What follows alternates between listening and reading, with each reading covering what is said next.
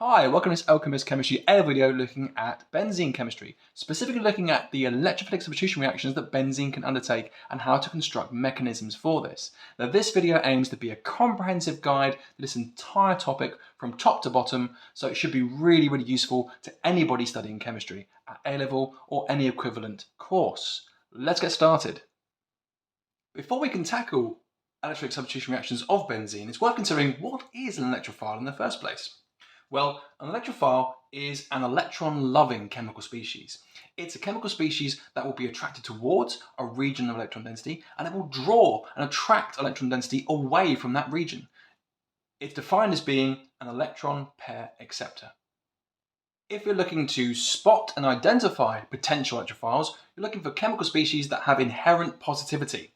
That could be molecules that have partial charges, delta positive charges because they are polar molecules, or that could be ions that have full ionic positive charges. Both of these species would be ideal electrophiles because these regions would be able to attract electron density towards them. But of the two, the stronger electrophile would be the ionically positively charged species over the polar molecule. Now I'm going to look at the benzene structure itself. Now, if you're here looking for an in-depth explanation of benzene structure, you've come to the right man, but this isn't the right video. And that will be a future video of mine, and a card will appear in this video eventually. My future self will get that sorted, and I invite you to click on that card to take you to that video and have a deep dive into the exact nature of the benzene structure. We are not going to cover it here for time's sake. So the benzene ring structure itself presents a couple of problems to the effective interaction of electrophiles with it. And it's interesting to note that this will not interact with certain electrophiles at all, and does not undertake an electrophilic addition mechanism route at all. I'll explain why that is the case. The first problem is the delocalized ring structure itself. That pi bonding delocalized ring system is very stable, and therefore it's more difficult for it to be able to polarize incoming molecules to create electrophiles in the first place, and polar electrophiles will not have enough strength in their positive region to effectively pull electrons away from this ring system. So that means that molecules like HCl and chlorine will not be strong enough electrophiles to interact with benzene. Even if we did somehow manage to force a benzene ring to take an addition mechanism route rather than the substitution mechanism route, it would have inherent problems. It would permanently disrupt the ring structure by the nature of the way that mechanism works, and that would not be energetically favorable, and therefore thermodynamically is not feasible and unlikely to occur.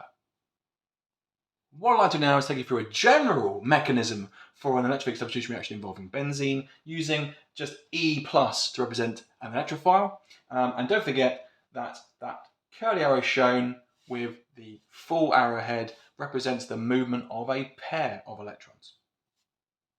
I'm going to take you through this three-step general mechanism step by step. I'm going to use something called dual coding to help me do that. Dual coding is where we use annotations to support the diagram to really make the learning as effective as possible. So what's going on in step 1 shown here?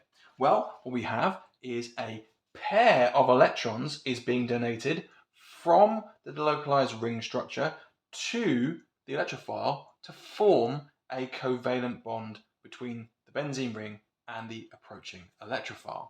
That's step 1 in any electrophilic substitution mechanism involving benzene. Here in step 2, you can see we've been left with an unstable intermediate. It's unstable because we've disrupted the stabilizing delocalized ring structure. It's now got a break in it, and also there's an overall positive charge which will generally be destabilizing this entire molecule. So how do we get rid of that positive charge? Well, a pair of electrons is moving from a CH bond back into that delocalized ring structure, directed at that positive charge.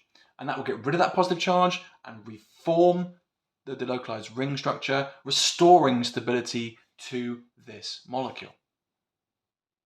And finally, in step 3, we're just left with the products. Our product is now the benzene ring covalently bonded to the new electrophile, which is part of this benzene derivative, this new benzene-based molecule, and the hydrogen which was ejected by the breaking of that CH bond is now left as a hydrogen plus ion. And that is the 3-step mechanism for any electrolytic substitution reaction involving a benzene ring. Fantastic, guys. Just before I go on to look at some examples of various electrolytic substitution reactions involving benzene, just want to say that if you find this video or other videos on the channel useful, then please do think about giving it a like or subscribing to the channel, or even sharing videos like this with your friends studying chemistry. As you can probably tell, I've got a huge passion for the teaching and learning of chemistry, and the more you can help and support the channel to help it grow and flourish and spread to a wider audience, the greater that will be in terms of the opportunities for learning, and I would hugely appreciate it. From a personal perspective, this is a really important side project of mine, and I get a lot of pleasure out of making the videos. But again, the bigger the audience, the bigger the value, so that would be amazing. Thank you very much. Let's carry on. Nitration of aromatic compounds is really important in the production of both dyes and explosives. Now, the conditions for the nitration of benzene specifically are mixing concentrated nitric acid with concentrated sulfuric acid under reflux, but at relatively low temperatures of 55 degrees centigrade or below. The reason we use the lower temperatures is to prevent the further substitution of NO2 groups, nitro groups onto the benzene ring, making more than a mono-substituted product.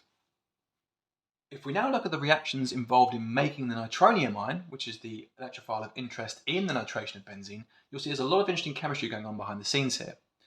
The first reaction is an example of a conjugate acid-base pairing. I'll explain what that means now.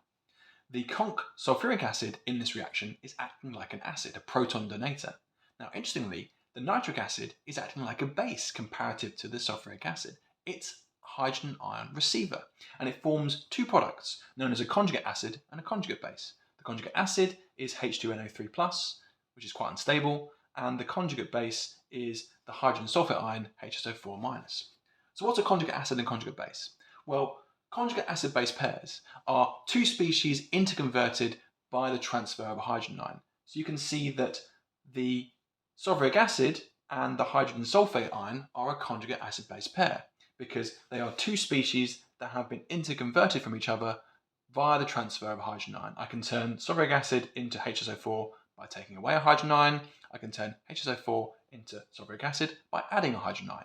And the HNO3 and the H2NO3 are also a conjugate acid-base pairing because I can turn this base into this conjugate acid by transferring a hydrogen ion to it. I can turn this conjugate acid back into a base by taking away a hydrogen ion from it.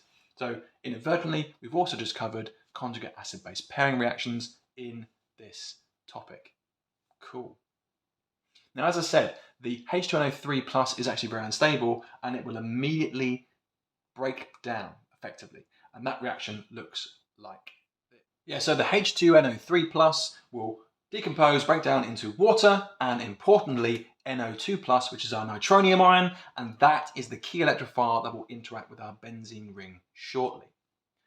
Finally, some of that conc sulfuric acid can also react with the water formed in an acid-base reaction to form the hydroxonium ion, H2O+, and more HSO4- or hydrogen sulfate ions. And it's another example of a conjugate acid-base pair reaction. Now, this is a lot of information for a student to recall, so you can just convert this into an overall equation, which looks a bit like this. This overall equation was produced by cancelling down anything we can, i.e. things that appear on one side of the arrow in one equation and on the other side of the arrow in the other equation, things that were formed and exhausted across the course of two reactions. So you can see the H2NO3 cancels down because it's formed in one reaction and used up in the next reaction following. And the water can also be cancelled down because it's formed in reaction 2 and then used up in reaction 3. That leaves us with two sulfuric acid molecules reacting with one nitric acid molecule to form NO2+, H3O+, and two molecules of HSO4- overall equation. Now the key thing we want to focus on is the NO2+, which is our strong electrophile, which will interact directly with our benzene ring in our three-step mechanism now. On to the three-step mechanism for the nitration of benzene. Step 1 is the movement of a pair of electrons from the delocalized ring structure onto the approaching nitronium ion, and that will form a covalent bond between the benzene ring and the nitro group.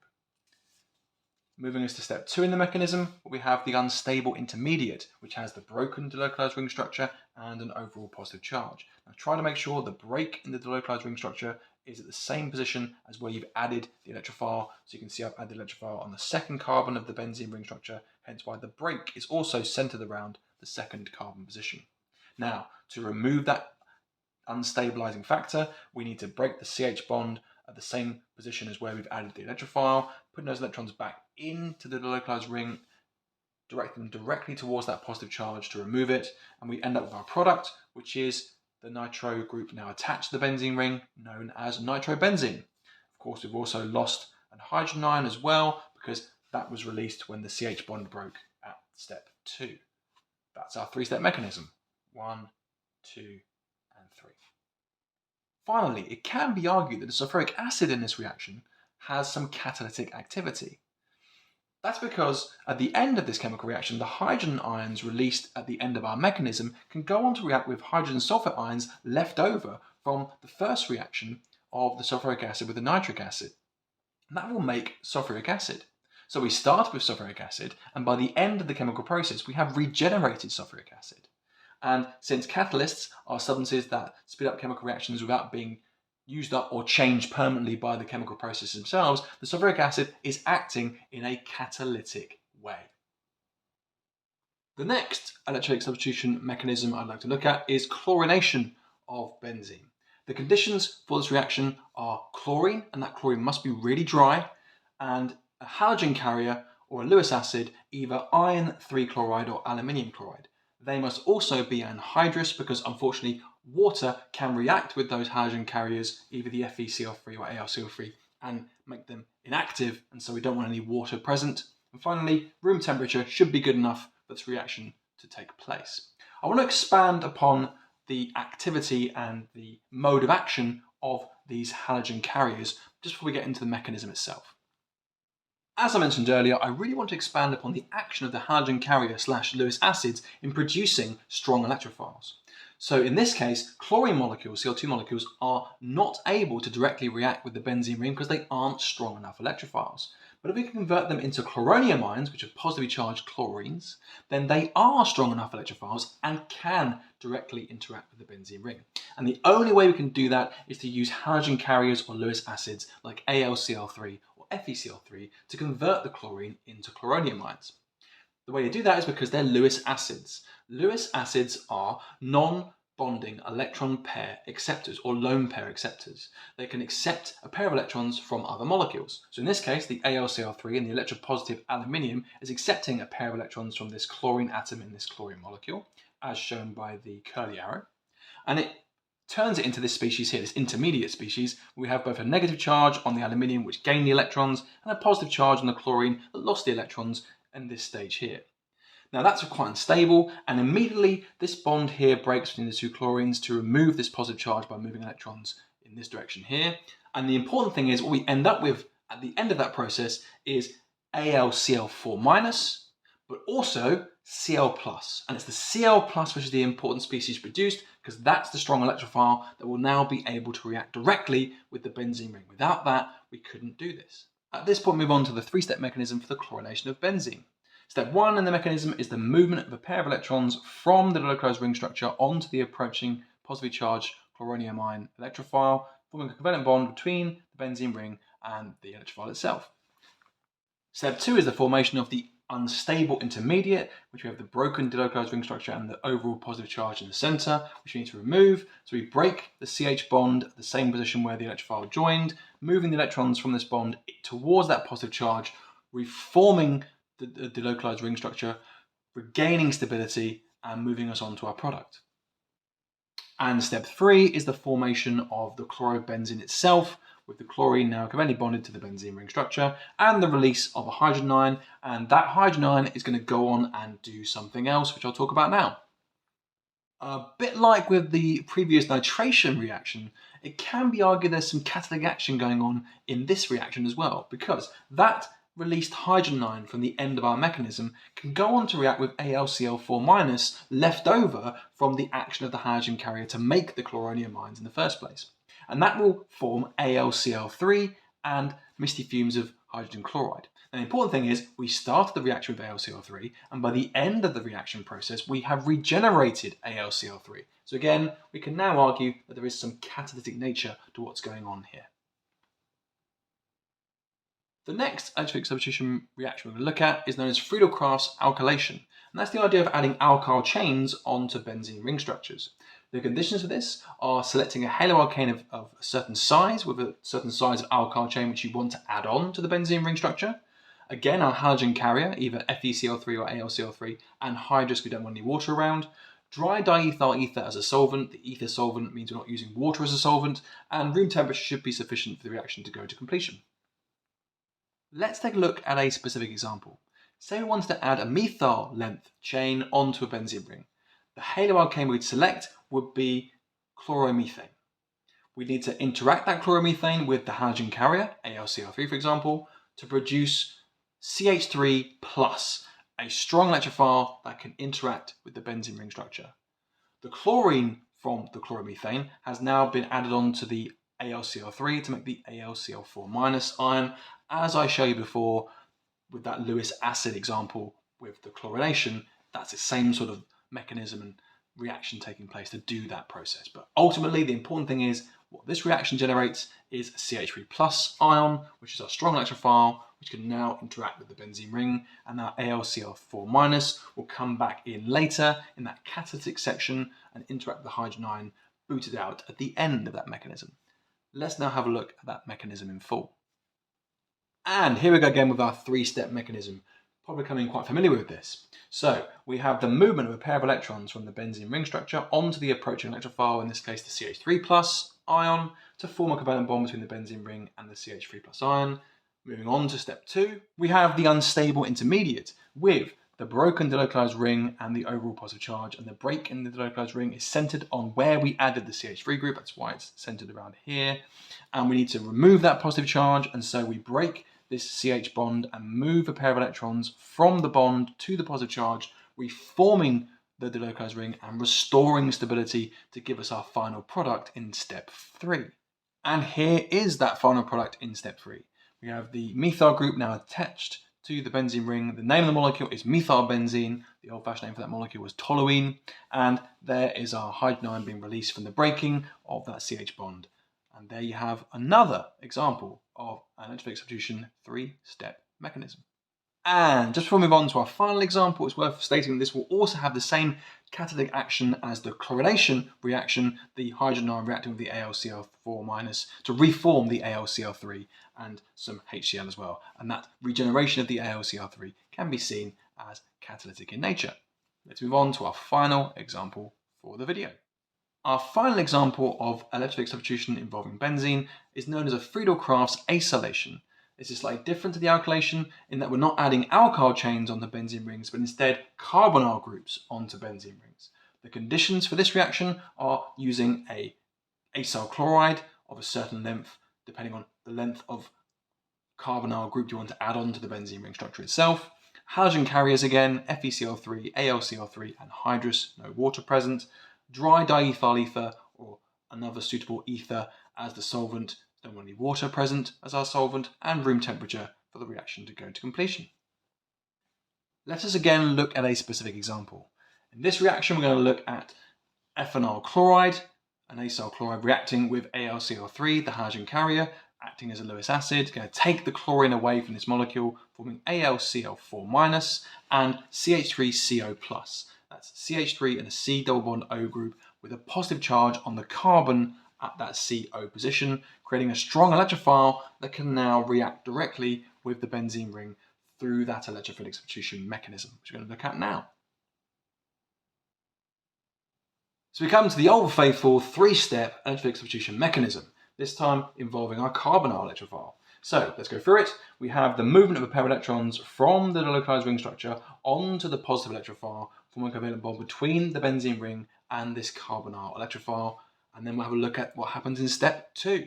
As before, we've formed an unstable intermediate with the broken delocalized ring structure and the positive overall charge, which we want to get rid of. So we break the CH bond at the same position as where we added our electrophile. The pair of electrons is donated from that bond into that positive charge to restore the delocalized ring structure itself through the movement of a pair of electrons, this curly arrow, and that will restore stability to the molecule, ending with our overall product in step 3.